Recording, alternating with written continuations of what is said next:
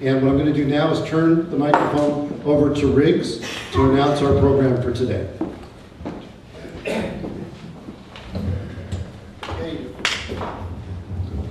Good afternoon, everybody. It is indeed my pleasure to introduce Stoney Bird and his associate, Naomi, who will be talking about the current initiative to derail the coal train in SSA Marine.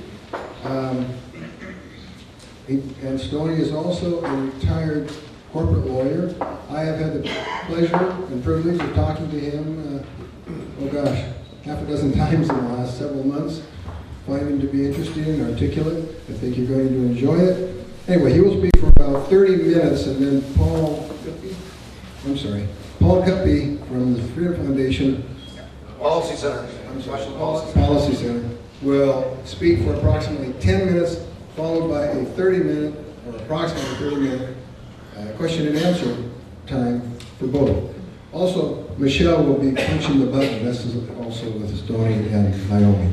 Thank you. I think we're having a great program. Come on up. How about a big round of applause?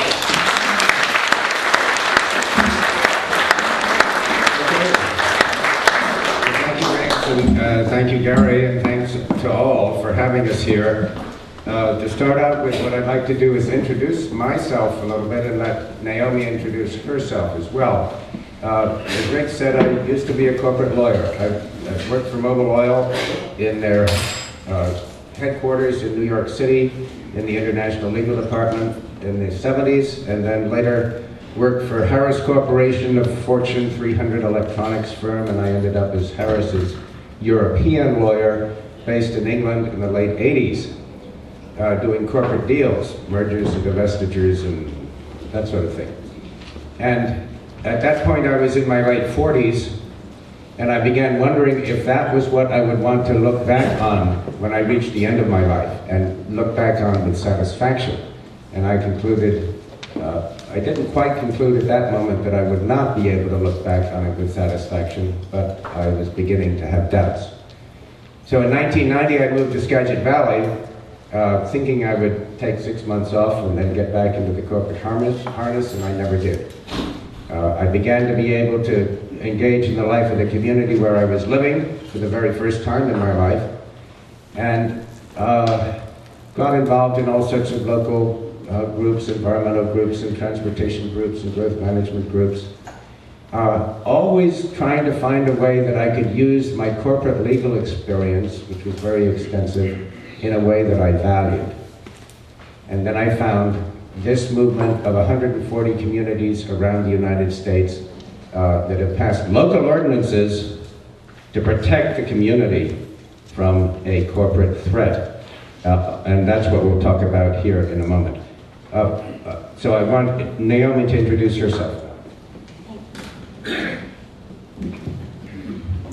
So my name is Naomi Eunice. I'm a mother, I was a classroom teacher, but my most extensive experience was as a corporate consultant, and my major client was Monsanto Corporation. I worked with them, I worked with the people who were at the top of the biotech part when Monsanto decided biotech was their future, and that was when my company started working there, and we worked for several years. I too came to a place where I just wasn't having any fun doing that anymore. So I began to look around and see how could I get involved in my community. When I moved to Bellingham, it was the first opportunity that I had to have the time not traveling to actually get involved. I moved to Sudden Valley and was on the board there for 6.5 years. So I got very involved in my community, and it's very, very, very important to me. So that when I heard about this movement, I became very interested, and the deeper I get into it, the more crucial I think the work that we're doing is, and I'm happy to be able to be here today to share it with you. And Stoney's going to take you through that little thing that I left on most of your tables with the colors. Thank you, Naomi. Before we get into the formal presentation, I want to make a point about what we mean when we use the word corporations. We don't mean locally owned independent companies that are family owned here in Bellingham.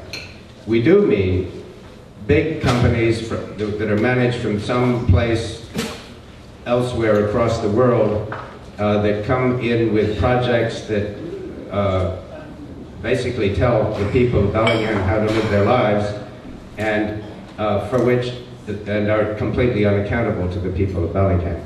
We also mean all the financial institutions that back them. So corporations, I want you to understand that that's what we mean when we talk about corporations.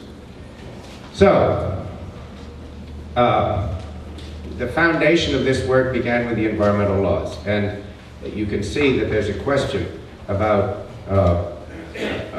who's actually being regulated by the environmental laws, and I'll explain what I mean by that. Okay. So now I want, some of you have in front of you, go ahead, this map. This is something I just came across. It's a projection of drought conditions around the world in around the year 2050 based on global warming. And it's a projection of what parts of the world will have Dust Bowl conditions like the Dust Bowl in the 30s in the Midwest in the United States.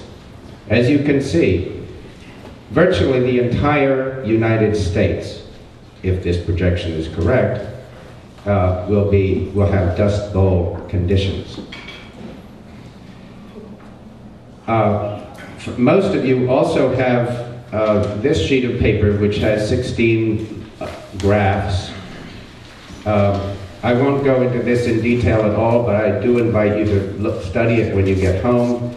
But all of the graphs cover the same period of time, 1750 to 2000. All of them have roughly the same shape. That is a gradual increase in whatever the index of environmental degradation is, and then a zoom beginning in 1950, and you'll see no change after the passage of the environmental laws in the early 70s. I won't go into that any further now, but I do invite you to look at it. So the point of this map is that everything is changing. We cannot sit on our hands and pretend that we can do the same things that we've been doing all our lives and through the history of the United States for the last 200 years. We cannot do that. This is going to be the result. It may be that even if we change what we've been doing, we're going to get this.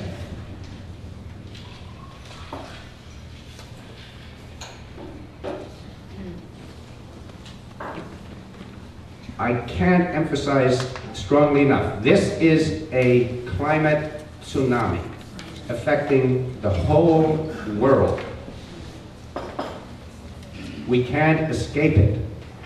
Let's say that there's only a 10% chance that this is going to come.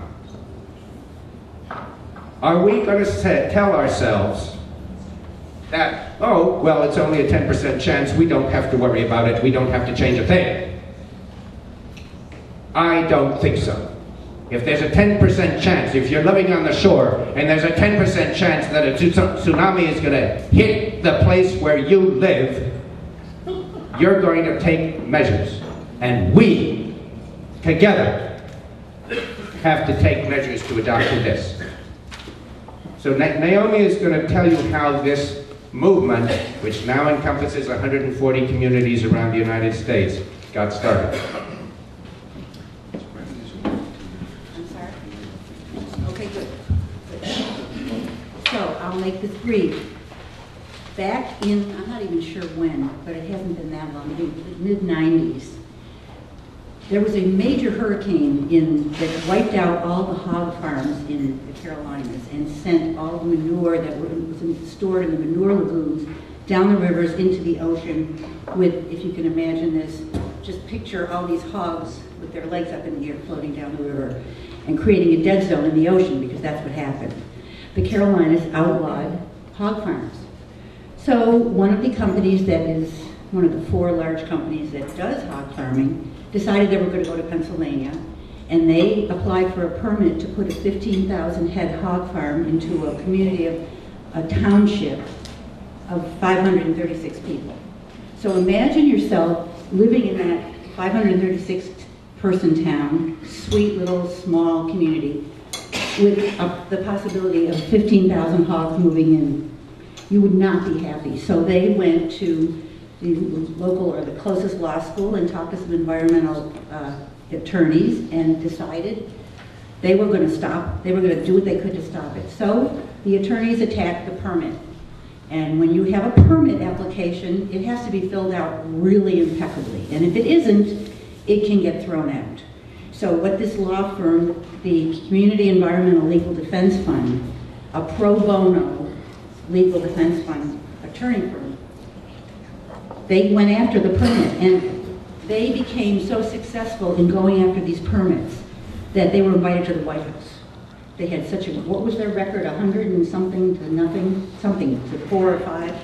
So, but when what they discovered was that ultimately they were doing the corporations that were applying for the permits a big favor, because they were showing them where they had to perfect their permit application, and ultimately the permits got granted.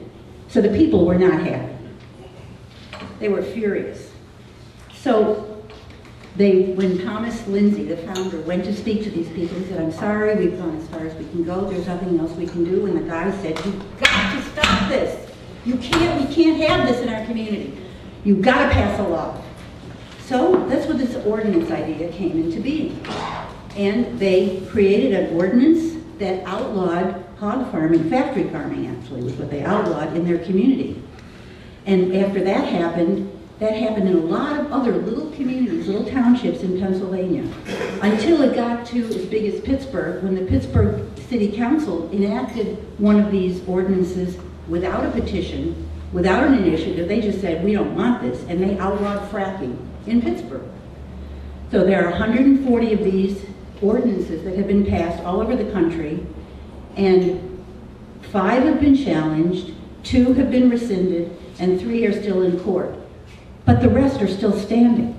And Thomas and his organization, among other things, were in Ecuador a couple of years ago helping the Ecuadorian government rewrite their constitution to include the rights of nature to protect their land and their rivers.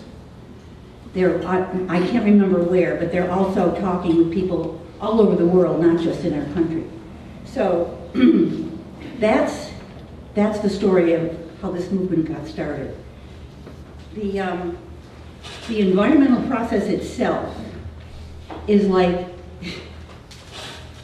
that, going down a cattle chute that ends with a bolt in the head.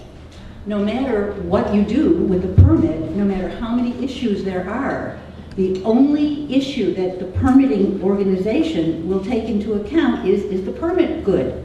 Did you fill it out? Did the right person sign it? Was it dated appropriately? Like that.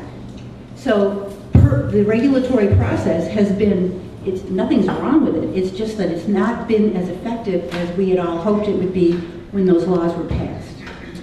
So I'm going to turn this, I think I'm going to turn this back to Stoney to talk about what kind of activism is actually allowed given the laws of our land. Oh, we're get to talking about issues pretty quickly because I almost run out of time. So we've We've got got about 12 more minutes. 12 more minutes. Okay. So I do want to spend a little bit of time. Whoopsie. There.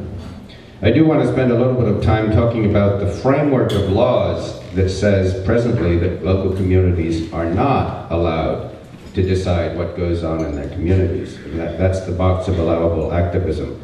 Usually I talk about all those things inside the box, which are the things that are allowed. I won't do that because of the amount of time we have. Okay. So, go ahead, push the button. One of the problems in our legal system that prevents local communities from deciding is this thing called Dillon's Rule.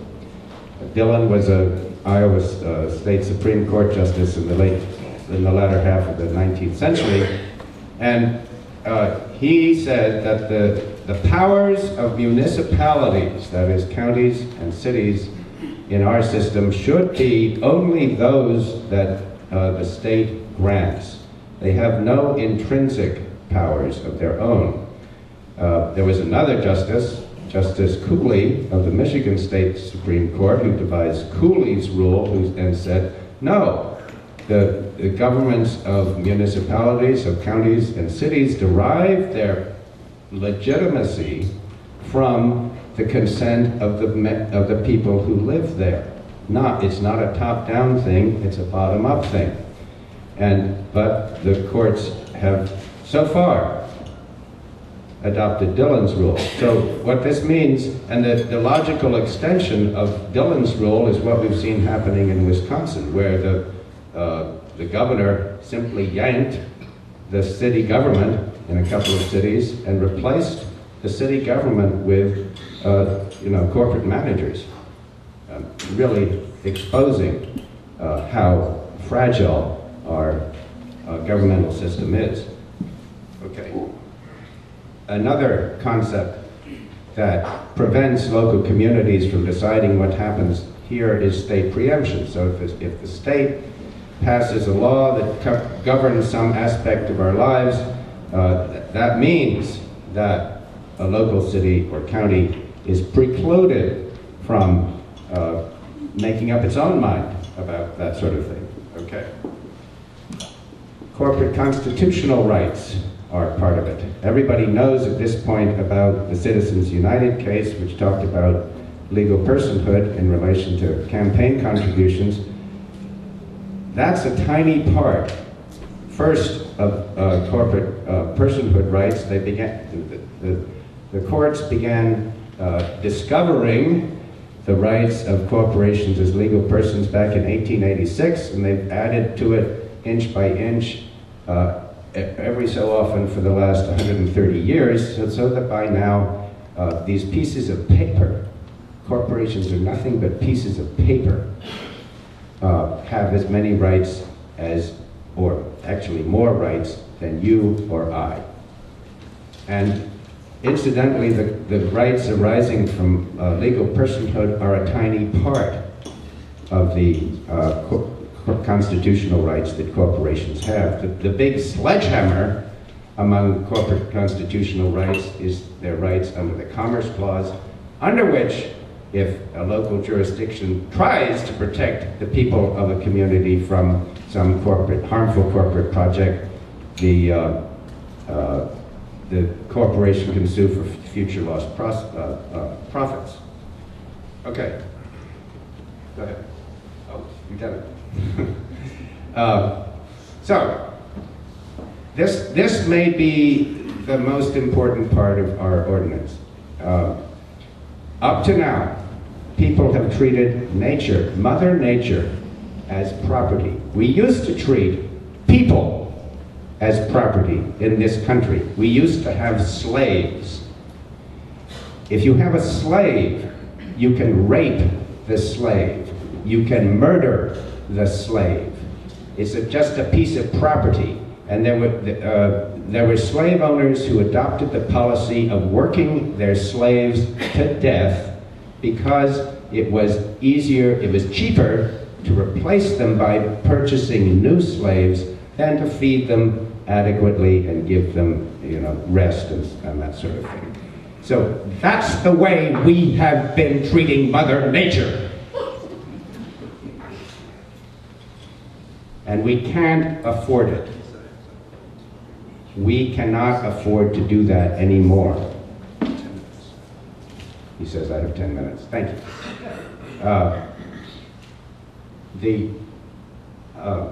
So, we changed the regime of slavery. We began to say that people of color are people, that they have rights